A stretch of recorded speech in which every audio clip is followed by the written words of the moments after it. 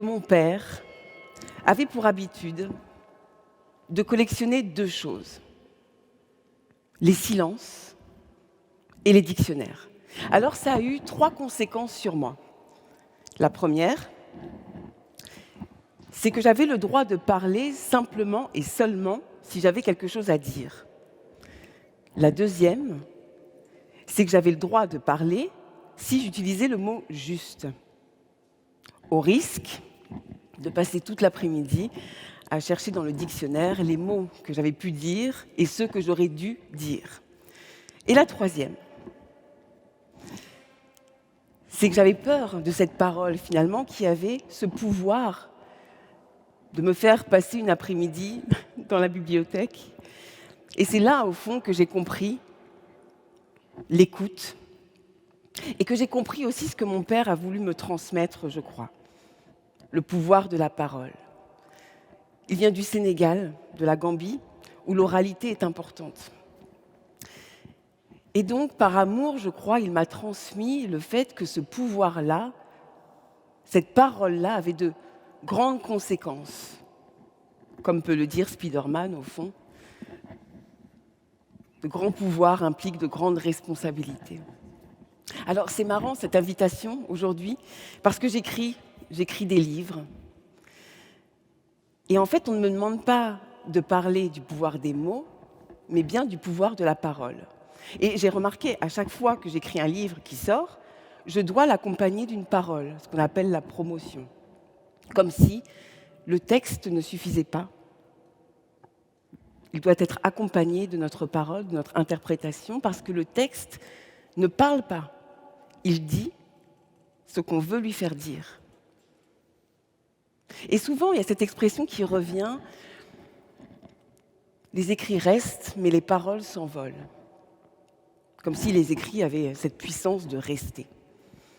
Ma mère est juive, donc la tradition de l'écrit, mais la tradition de l'écrit est accompagnée par des interprétations orales. Les écrits restent, mais les paroles s'envolent. Il est là le pouvoir de la parole, le pouvoir de voler comme les oiseaux, celle que nous n'avons pas. Nous n'avons pas ce pouvoir de voler. Une fois que la parole s'envole, nous ne pouvons pas la rattraper. Cette parole-là, et d'ailleurs dans les traditions animistes d'oralité, cette tradition des super-pouvoirs, qui ont le droit de vie ou de mort sur les choses, on peut le remarquer aussi, cet émerveillement. Lorsqu'un enfant dit ses premiers mots, ses premières paroles, l'émerveillement des enfants. Lorsque l'enfant commence à écrire ses premiers mots, il y a moins d'émerveillement. L'émerveillement est là, mais ce n'est pas l'extase des parents devant les premiers mots écrits.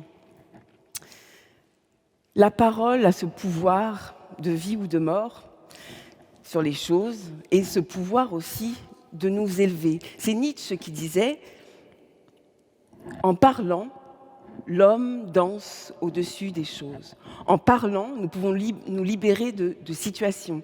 Nous pouvons avoir un regard sur nos vies, un peu de recul. Parler est le propre de l'être humain, nous dit Lacan. Mais il complète sa réflexion en nous disant que l'être humain est profondément morcelé à l'intérieur de lui-même. Et entre la parole et sa pensée, il y a une confrontation. Nous sommes obligés de nous rassembler à l'intérieur de nous-mêmes pour avoir une parole.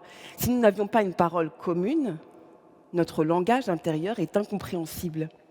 Et souvent, on préfère justement pointer du doigt nos différences extérieures plutôt que de regarder notre propre morcellement intérieur.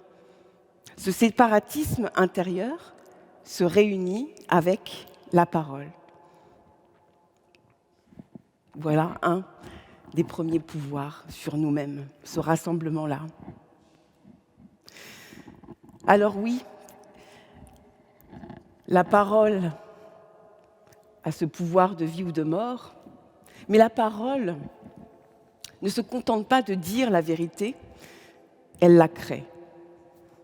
Et aujourd'hui, dans notre société, on peut remarquer que ce pouvoir de la parole est mis à mal. Parce que dans les institutions, dans notre rythme de vie, dans les discours prononcés par nos représentants notamment, la parole devient presque une eau tiède. Les mots sont vidés de sens. On ne fait plus attention aux prises de parole entre éléments de langage, langue de bois, paroles non tenues. La parole ne nous capte plus. Et puis, il y a aussi un autre phénomène, le courage de prendre la parole en disant une parole incarnée, puissante, personnalisée, authentique. Le courage de dire certains mots.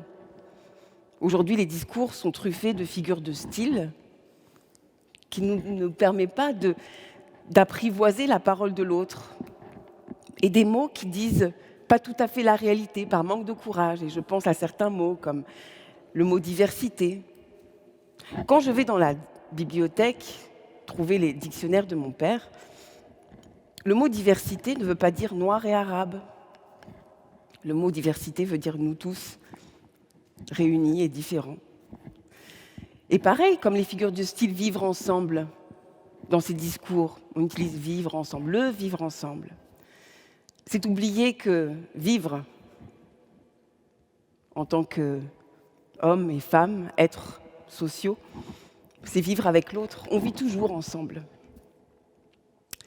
Et puis nous avons cette devise républicaine, liberté, égalité, fraternité, qu'à force d'être répétée, finalement, on n'entend plus le sens de ces mots puissants et précieux.